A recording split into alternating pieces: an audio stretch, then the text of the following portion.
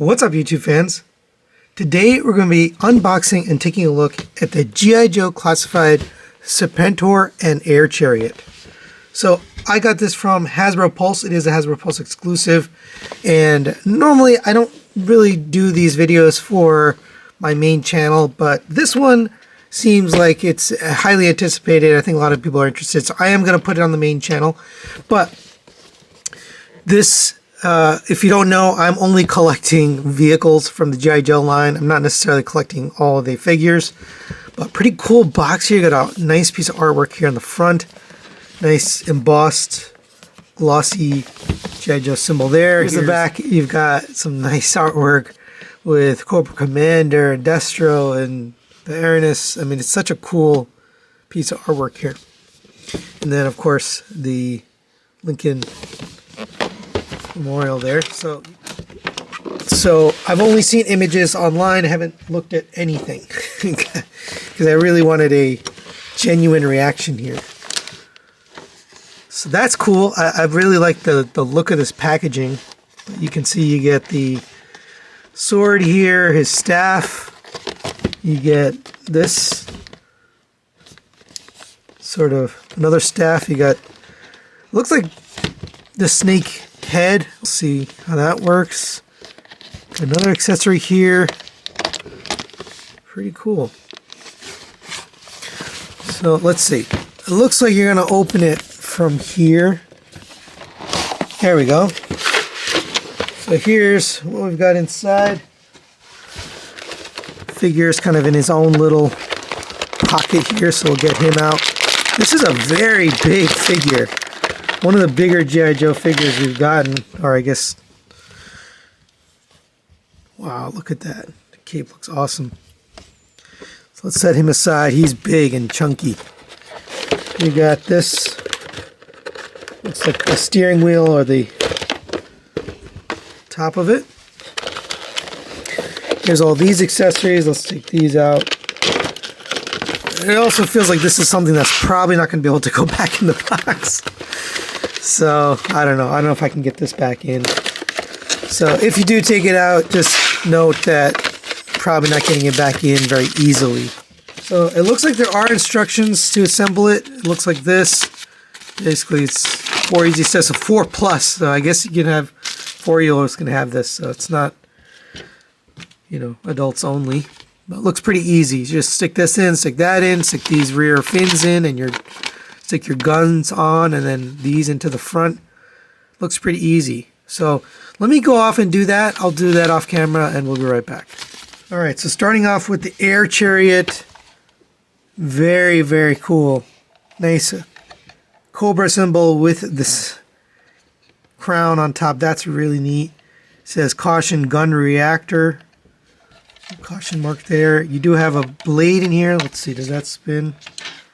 I think so. Yeah, it does spin. So that's pretty cool. You can spin that blade. Oh, I guess you can spin it here, so you don't have to go down there.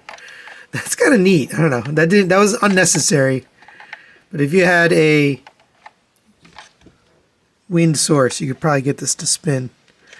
There's all sorts of cool little dials and things in here. Detail. You got dial right there on the handle.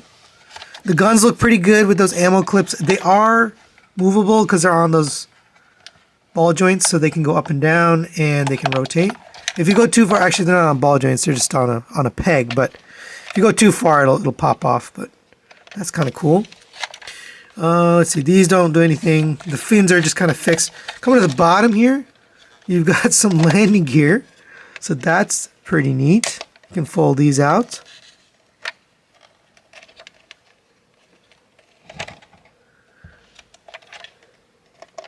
And he can rest on these. You might need a spudger or something to get in there. They are a little bit hard to get to, but there you go. He's got landing gear, and he can rest on those. Speaking of the bottom, it's all sorts of other stuff, detail here too. You got panel removal, hydraulic, more Cobra symbols. You got the vents or the engines down here with the red painted inside there. More boosters. Tons of detail on this thing. I'm really, really impressed. And then the nice gold paint here on the front, gold paint here. Black paint for the eyes, gold for the mouth, silver here. Really, really cool. I'm very impressed. Let's bring over Serpentor, and this guy looks awesome. This is probably the most impressive Joe so far. I'll bring in some stuff for comparison a little bit later, but he looks impressive. Got nice gold paint all throughout the body. The green armor here for the thighs and the knee pads. More gold down here. Green paint down here. You got the kind of wrapped up snakes around his ankles or calves. Beautifully done cape. It would have been nice if they had put a wire in here so you could pose the cape. You could probably do that yourself, but there's that. Nice snake detail here on the collar. That looks great. And on the belt there, another snake head. Really is gorgeous. Here's what you have underneath. Just more of that gold. If you lift up on the head and you remove this, there's a tab right there. And on the top of the head. Pretty weird looking without that on there. But there you go. That's what it looks like. So that comes off so you can attach this. So you take this. That's going to go into the back. And you take this. That's going to go on the top of his head. And now he's got a bit more snake on there. So it separates. This is one piece. This is two piece. So depending on the look you want, you can get a different look. This one's like a bit more snake headish. Kind of looks more cohesive. I don't know, but it's very cool that you get that option. I just think it's neat for the people that wanted it more like the original cartoon. You can do that. Just a cool option there. Me personally, I think I prefer this one because it just looks more consistent as a snake head. Nice detail on the face as well. You've got painted eyes, painted eyebrows, and then the fang details painted as well. Gold paint here. Gorgeous. You also get his sword. So you can get that sword into the hand. These hands are pretty thick. But there you go. Good looking sword. Again, another molded in snake head there on the hilt. You get the staff or the bow or whatever you want to call it. That looks pretty good too. It's awesome. Another nice snake head. If you wanted snake heads, you got them all here. All right, we also get these two claws here. So one short one, one long one. And if you come to the side here, you'll see he's got some pegs on the side of the arm. So you can have this retracted one here. Or if you prefer, you can have the longer one. Obviously meant to look like, fangs for snake. But that's a really cool weapon. You get a lot here. I mean, you get so much. You also get this staff. This is the only one that's really kind of unpainted. It's just gold plastic all the way down. Actually, no, never mind. It is painted red down here. It would have been nice to paint the eyes here red, but still pretty darn good. And you can have him holding this as well. Oh, he's got some really tight joints. I'd recommend you probably heat this up a little bit. I might do a little bit of heat up before we articulate him, but look at that. One last accessory is this snake here with the painted mouth. You got the brown paint on the top. Or I guess maybe it's brown plastic with a beige paint here on the front. It's really well done. You got paint here on the bottom, and it's just so well done. All right, so now that I've had a chance to kind of heat it up and get the joints loose, I'll show it up a little bit closer. It's a gorgeous figure. The cape, by the way, is removable, so if you wanted to, you could work it out here. I'm not going to take it off, but you can actually work it off the shoulders. It does have enough material to actually come to the front, so it ends up being more of a robe because it goes all the way up to there, so that's really cool. I just like the way they did it. I mean, it looks great. Articulation-wise, the head. Now, if you have this one installed, you're obviously going to have a lot less articulation because it's plugged into the back. So, but if you prefer that, completed look where it's one piece, one head, snake head, then it is going to be plugged in the top of the head. That's going to limit your articulation. So obviously I prefer this one because it gives you more, but the head rotates all the way around, gets way down on a double ball peg down to there, way up to there. This is flexible, can move out of the way, and you get the side to side, pretty much 100% of what you need. Arms rotate all the way around. Up on this joint here, disc hinge, rotation at the bicep. You have a double jointed elbow against the full band. This is the joint that was really tight that needed to be heated up. Rotation at the wrist, and you get an in and out movement here at the wrist. Really nicely done hands. Does have paint on it as well. Gold and green. Coming down to the abs, you have an ab crunch here in the middle. So it's down to there, back to there, and then you have another crunch down there, so you get a rotation joint there and a rotation at the top. So you can really get him, you know, articulated a lot. He's a really thick guy, but and big character and big figure, but it works. Legs go all the way up to there on a drop down hip joint, out to there on the side on the ball joint. Your rotation at a cup joint in the middle of the thigh. It does break up the sculpt of this painted gold here, but still it works very well. You have a double jointed knee, gets you up to there. Not as articulated as some of the other GI Joes, but plenty for me anyway. You have a boot swivel here right at the snake, so that's perfectly placed. The toe can go down to there, up to there, rotate side to side, so you can get some great articulation for this. And for size comparison, there is Serpentor next to the GI Joe Classified Storm Shadow and Baroness, and you can see he towers over them. They come up to basically his shoulder. He's a whole head taller than them. I love that they made him that much bigger. I mean, it just makes him that much more imposing as a character. And then to have the air chariot, of course, you know, that elevates him even more. But really cool size difference, and just overall the proportions on him look great. And just to get him on the chariot here, there are 2 pegs for his feet. They'll go right there. And then, of course, the handles here, you're going to fit his hands around that handlebar. And there you have Serpentor on the air chariot with his staff. Absolutely gorgeous. Now, this would be great if it came with a little flight stand, but I'm just going to use one of my own flight stands to get it off the ground here. But yeah, that really works. Now, one more hidden feature here is this snake head. It can do a few things. So number one, you can fold it down like that and angle it.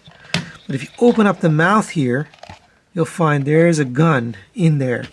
And you can actually pose that gun, you know, downwards, or you can actually open up the head and that will sort of release that gun. But that's really cool. He has its own gun in there in the head, and you can aim it.